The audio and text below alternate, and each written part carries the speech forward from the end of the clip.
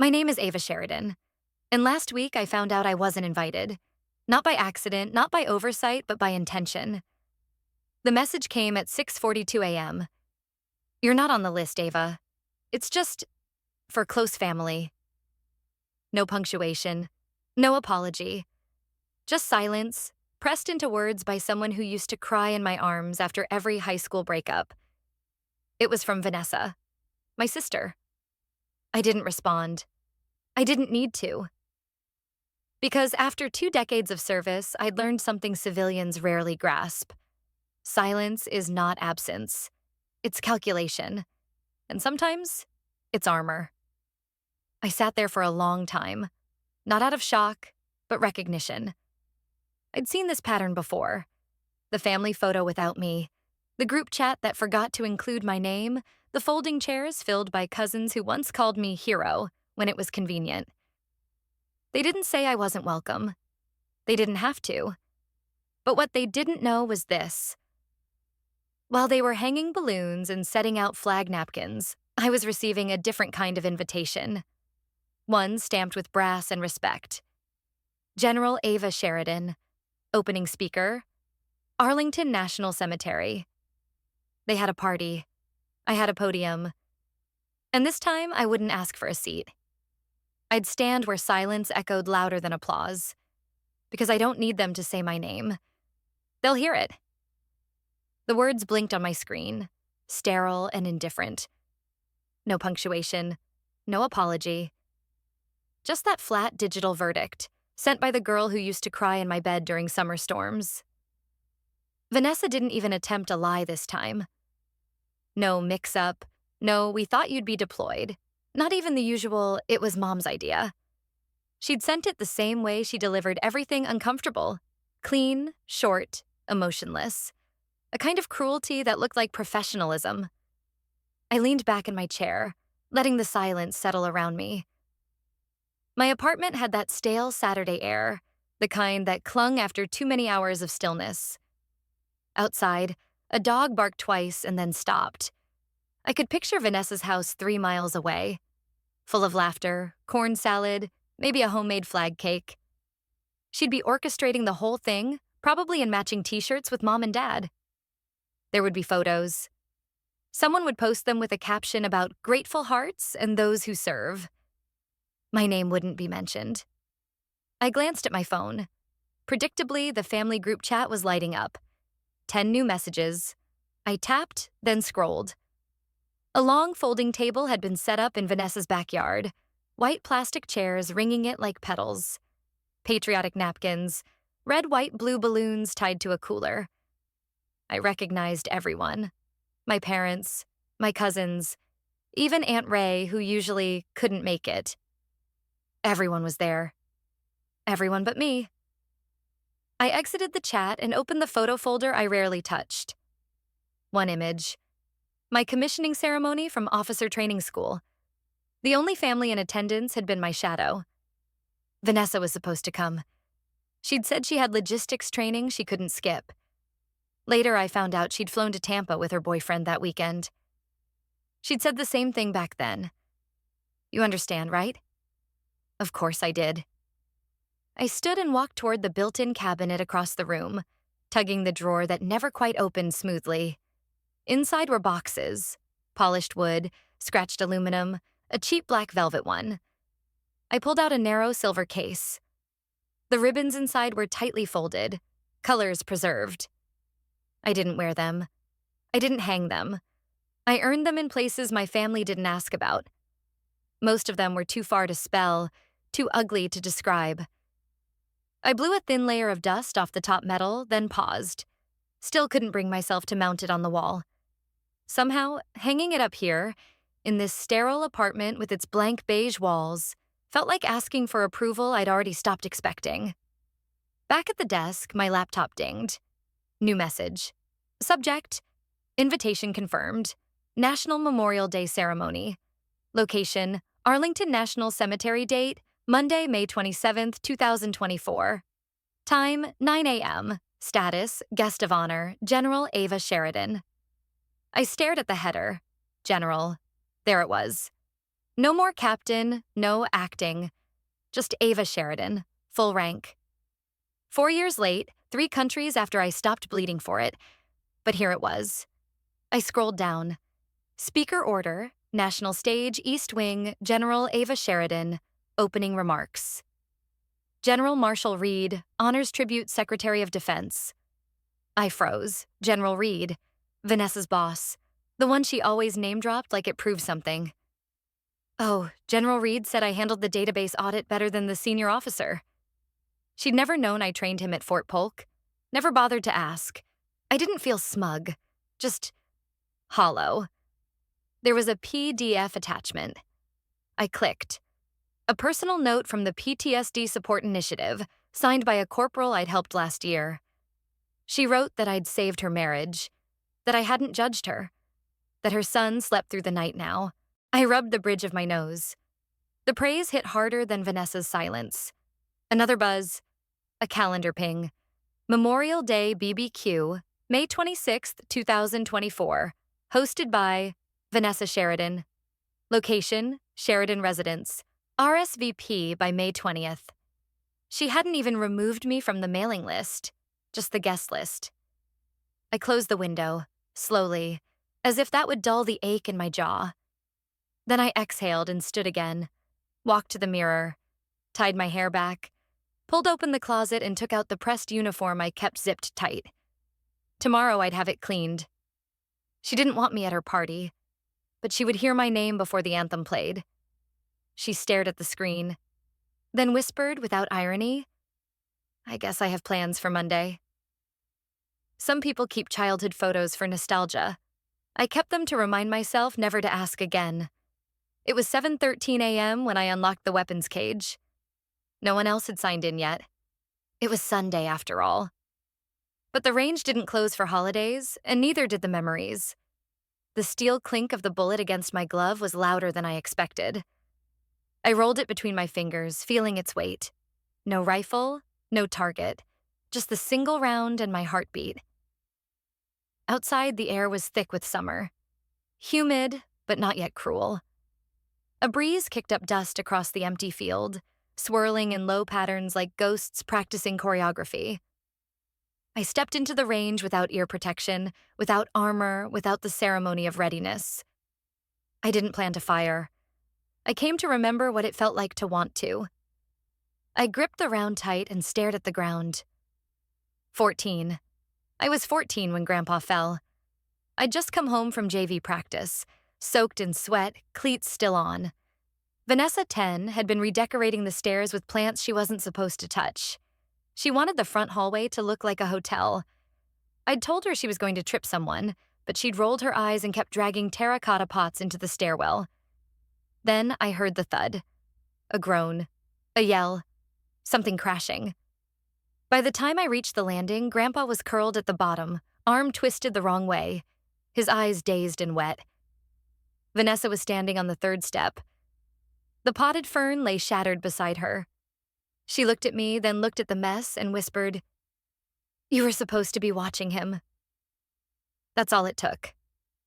I stepped forward. "It was me," I said, before anyone else had asked.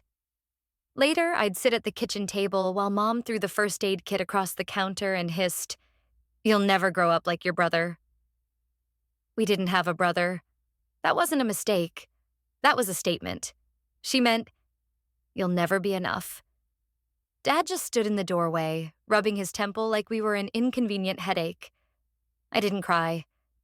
I packed my gym bag, left the scholarship application for the University of Virginia sitting unsigned, and the next day I asked the counselor about ROTC instead. People say decisions shape your future. I think sometimes they just preserve you from being erased.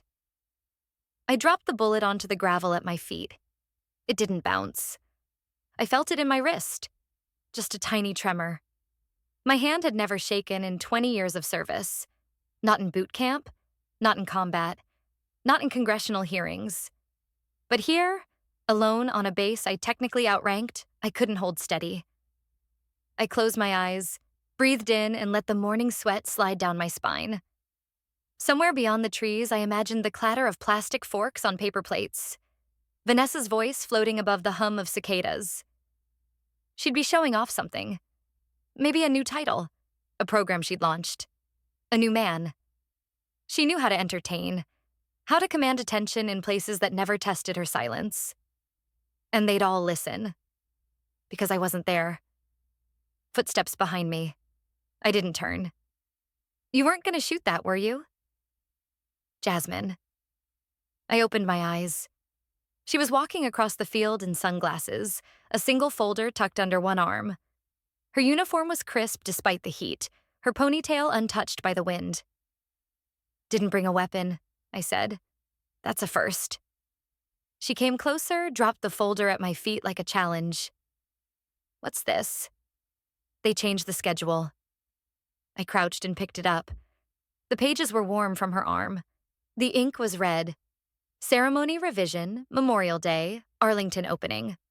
Speaker General Ava Sheridan. I didn't blink. I didn't need to.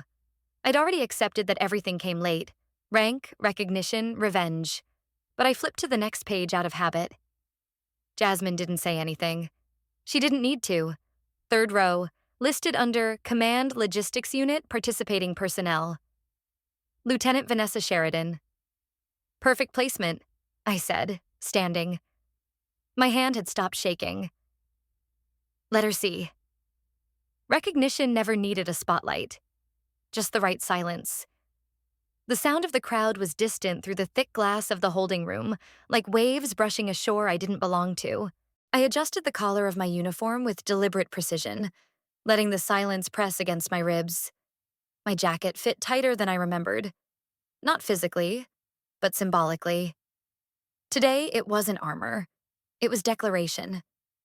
Jasmine stood behind me with her arms crossed, pretending to look casual, but her eyes tracked every movement, every twitch in my fingers. She was trying not to hover. She was failing. You okay? She asked, her voice soft. I didn't answer. Instead, I turned toward the mirror one last time. My ribbons, my rank, my nameplate. Everything sat exactly where it should. No flair, no indulgence. Jasmine stepped closer and pinned the ceremonial badge to the lapel, right over the heart. That one's earned, she said. Her voice dropped an octave. And seen.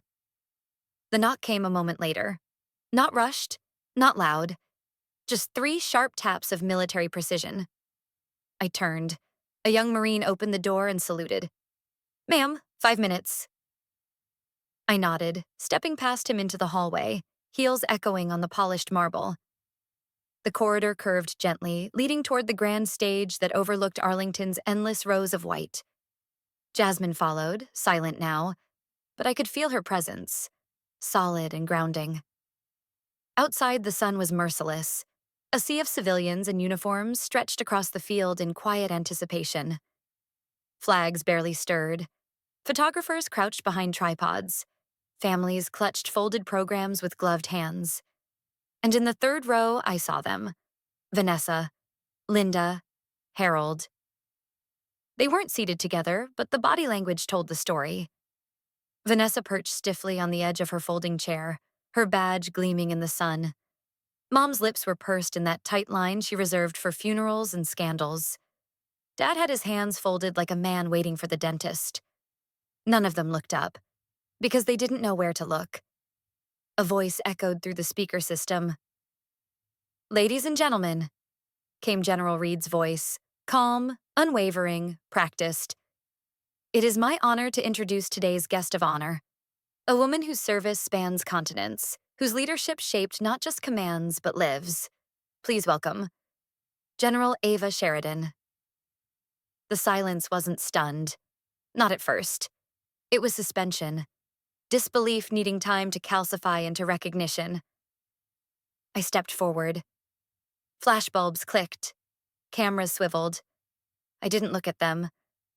I looked straight ahead. Past the podium, over the crowd, through the windless sky, and walked toward the stage like it was any other briefing room. The gasp I heard wasn't loud, but it rippled. Vanessa froze. I didn't have to see her face. I felt her stop breathing. Mom dropped her cup.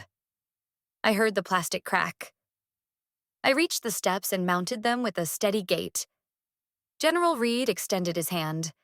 I shook it briefly. He nodded, then stepped aside.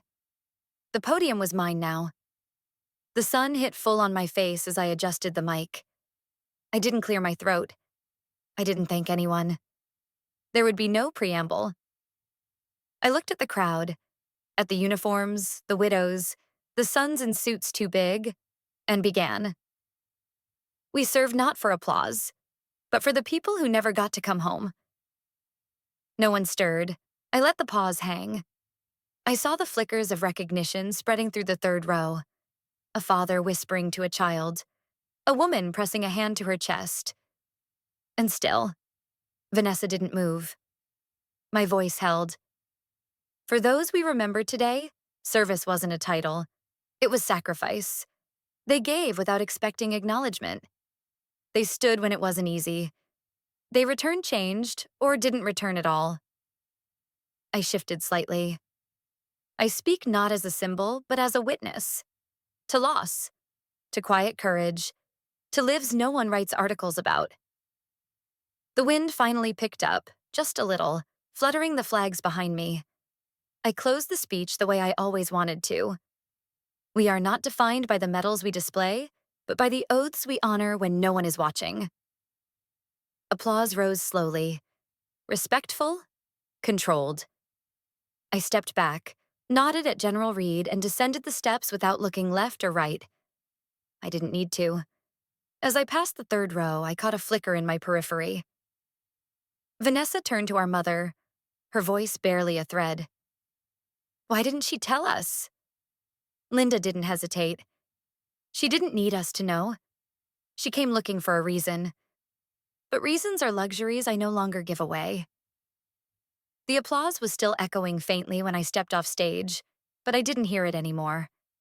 It blurred into the warm static of summer air and shuffling feet.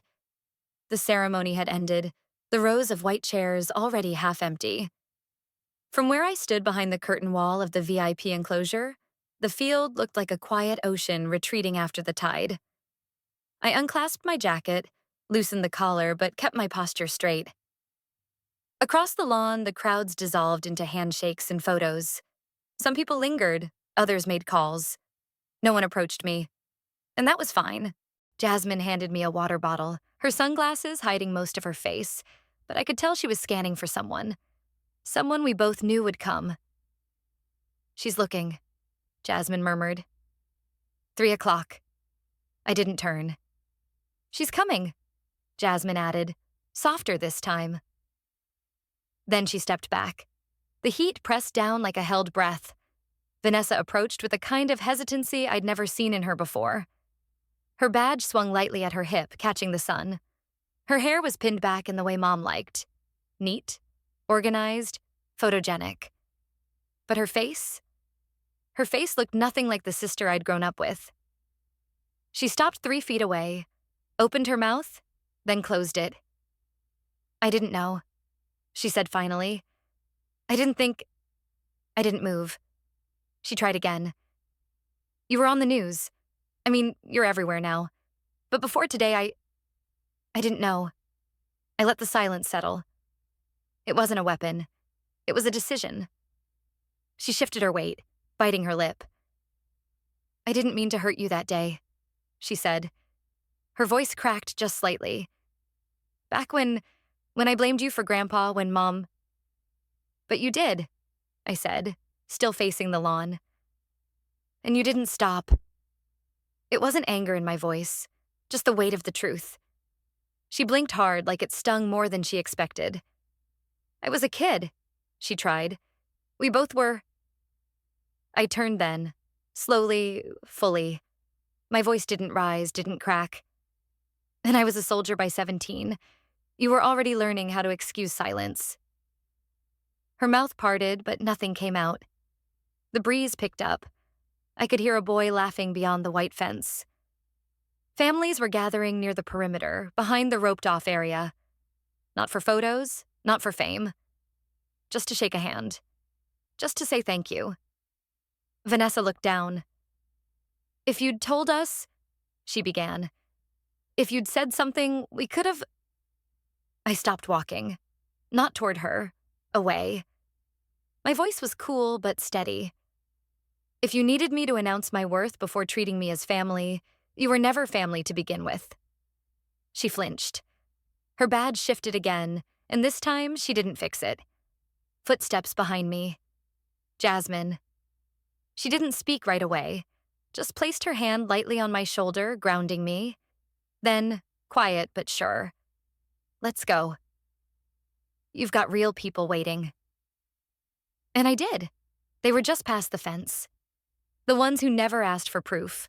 Blood may bind, but choice defines. The office at Veterans Forward didn't smell like politics or bleach. It smelled like coffee and old wood. Lived in. Real. A place where people weren't trying to impress you. Just trying to keep standing. The front desk was covered in thank you cards. Above the couch hung a quilt stitched with the names of fallen medics. Half initials, half nicknames. In one corner, a wall bore a faded photo of a younger me, flanked by two others in uniform. No frame, just pinned. Casual reverence. Mr. Cole met me in the hallway. He wasn't in uniform anymore, just a blue-collared shirt rolled to the elbows, sleeves tattooed with sun damage and life. 60, maybe more. His knees clicked when he walked, but his grip was steady. Sheridan, he said with a grin that took years off him. Didn't think you'd really come. I said I would, I replied. I don't bluff. Still terrifying. He chuckled. This way. The small boardroom had one window and no plaques. Just a laptop, a thermos, and 3 forms. You're sure about this? He asked, placing the folder in front of me. Annual commitment. Advisor role. PR won't be soft. I'm not doing it for the press. Good, he said, sliding the pen over. Because the press never shows up for this kind of work. I signed. Slowly. Intentionally. The ink didn't hesitate. Reclaim, the reintegration program for female vets, had always run on scraps and volunteers. I donated anonymously the first time, years ago, after a name I couldn't forget ended up on a list I couldn't erase. Back then, I didn't think it mattered. Now I knew it did. Mr. Cole leaned back in his chair. You'll be their first formal mentor. There's a meet and greet in 3 weeks. Make it 2. He nodded. Didn't argue. By the time I got home, the light was leaning westward, warm against the porch railing. My front steps were clear. No press, no cameras. Just a brown box wrapped tight, sitting near the door. No label, no note on top. But the handwriting on the corner was unmistakable. L. Sheridan. I brought it inside. Didn't open it. Not right away. When I did, the lid peeled back with a soft hiss. Inside were 2 photo albums, worn at the edges. A few pages had torn sleeves. Some of the photos were of me, barely. In most, I was off-center. A blurred figure holding a trophy, a girl with cut-off elbows in a Christmas frame. At the bottom of the box, beneath a scarf I hadn't seen in decades, was a small velvet pouch. Inside, grandmother's ring, and a note. We were wrong. I hope this means something. I held it in my palm. It was lighter than I remembered. I didn't cry. Didn't smile either. I placed the ring back inside the pouch, closed the albums, and repacked the box with quiet precision. Then I picked up a blank envelope and wrote 2 lines. Too late. I've already built something better. I dropped it off at the post office without ceremony. That night, a ping broke the silence. An email. Short, unsigned.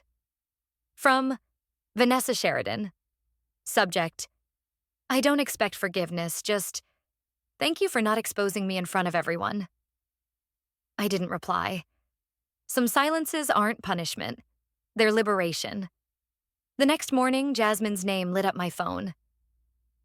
You're up next week, Global Women in Command Summit. You ready? I glanced at the agenda sitting on my desk, a keynote slot, flanked by generals and senators. "I've been ready for years," I said, standing to close the window. They just weren't watching. I once begged to belong. Now, I define where I stand. The ballroom lights weren't harsh. They were soft, golden, almost warm. Outside the high-rise hotel windows, Washington's skyline flickered between marble monuments and steady traffic. But inside, the air held its own gravity. The stage was simple. Black floor, acrylic podium. One screen behind me glowing with the words, "Global Women in Command." Rows of women in uniform, navy, green, sand, filled the room. Some with silver in their hair. Some barely old enough to rent a car. All of them, still standing. Backstage, Jasmine handed me a tablet. 2-minute intro. Media's rolling. You're last. They saved the best. I adjusted my collar, exhaled once. They asked earlier, she added as I walked toward the curtain. Press wants to know if your family's attending. I stopped just shy of the spotlight, lips curling into something between defiance and peace. They already are, I said. You're all here. The applause began before I even reached the mic. I didn't look for cameras, didn't wait for silence. I just began. Voice low, clear, even. I used to think recognition meant being seen by the people who raised you, but sometimes they were never looking to begin with. I glanced around. Women from Nigeria, Peru, South Korea, Canada. Some nodded, others just listened. You are not defined by who leaves you behind, I continued. You are defined by who you choose to stand with. My voice didn't rise, but it deepened. The kind of tone that holds a room because it doesn't demand it. We've worn different uniforms, served different flags, but we've all been told, at some point, that we weren't enough. Too young, too soft, too loud, too much. Scattered murmurs of agreement rose from the crowd. We're here because we didn't shrink. I paused. And because we won't. Someone stood. Then another. And another. I wasn't done yet, but they didn't care. They stood not just for the speech, but for what it meant to hear it from someone who'd lived it, not spun it. When I stepped back, I didn't bow. I didn't wave. I just nodded once and walked. Far away, in the back seat of a silver car idling in a parking lot across the river, Ava Sheridan watched through a cracked phone screen. Her badge was clipped to her lapel, but her fingers had forgotten it was there. The applause echoed faintly from the stream, distorted but unmistakable. Her hands trembled. A tear slid across her cheek, unseen by anyone but the windshield. But I didn't know that. And I didn't need to. Jasmine met me near the exit. The lights faded behind us, the ballroom slipping into post-event chatter and media wrap-ups. She nudged me gently. Ready to head home? I didn't look back. I already am. They used to say I was too distant, too hard to read, too cold. But silence was never my weakness. It was how I stayed whole. I didn't show up to that ceremony for them. I didn't speak on that stage to prove a point. I wore the uniform not because they forgot me, but because I never forgot who I was, even when they tried to erase it. There was a time I would have traded anything just to hear my name spoken with pride at a dinner table. Just once. But after years of building something they couldn't see, lives saved, women returned whole from war zones, medals quietly tucked away, I realized what I do in the light will never need their permission in the dark. They built their house out of blame, tradition, and selective memory. I walked away and built my own, out of purpose, blood earned, and truth unshaken. Vanessa never apologized with words. She came close, circling like someone searching for a version of me that no longer existed. But I didn't leave room for her to find it. Her tears weren't mine to interpret. Her regret wasn't mine to validate. You don't get to unburn a bridge by waving from the other side. And my mother? She sent a ring, a photo, a letter that began with, "We were wrong." But it's not always the apology that matters. It's how late it arrives. Hers came after I'd already outgrown needing it. The veterans who waited for me after the stage lights dimmed, they weren't looking for my resume. They saw me. And they stayed. That's a kind of family no bloodline ever gave me. So no, I didn't respond to the email. I didn't open the box. I didn't turn back. I just stepped forward. One breath, one name, one mission at a time. And when Jasmine asked, "Ready to head home?" I answered without hesitation. Not because I was finally accepted, but because I had redefined what home meant and who belonged in it. And here's what remained, long after the medals were pinned and the apologies too late to matter. Sometimes justice doesn't shout. It walks in, calm and sure when no one is watching, and levels the weight of truth across years of silence. It doesn't always come in the courtroom or in front of a camera. Sometimes it arrives on a stage where the forgotten stands tall, and the ones who erased her sit quietly in the shadows, learning that the past does not get to define the future she now owns. Like the final stroke of a long-drawn battle, justice does not scream for revenge. It simply ends the need to explain. And no wall of lies can stand forever against the tide of someone who dares to keep walking. Some names are called in applause. Some are only remembered when they're gone. And some, like Ava Sheridan, must stay silent for a lifetime just to be acknowledged once. If you've ever felt invisible in your own family, if you've ever built something only to watch others take the credit, if you've ever endured in silence because you believed love would come back around, then this story was for you. Ava never demanded recognition. She didn't seek revenge with rage. She simply stood up, carried the truth, and let it speak for itself. And you can do the same. You don't need to raise your voice to prove your worth. Sometimes just continuing to move forward, with dignity, with clarity, is the loudest statement you'll ever make. If you've ever been overlooked by your family, your community, or anyone who claimed to love you, remember this. You don't need an invitation to belong. You don't need to be called by name to leave a mark. You only need one undeniable truth: that you showed up, you gave your all, and you deserve respect. Thank you for staying with Ava Sheridan's story until the end. If you saw a part of yourself in those moments of silence, erasure, or self-restraint, don't forget to subscribe for more stories of reclamation, quiet strength, and earned justice. Leave a comment if you've ever had an Ava moment, left off the guest list, only to be honored in a place no one ever expected. Because justice doesn't always arrive with noise. Sometimes it walks in, calm, prepared, and makes it impossible for anyone to look away.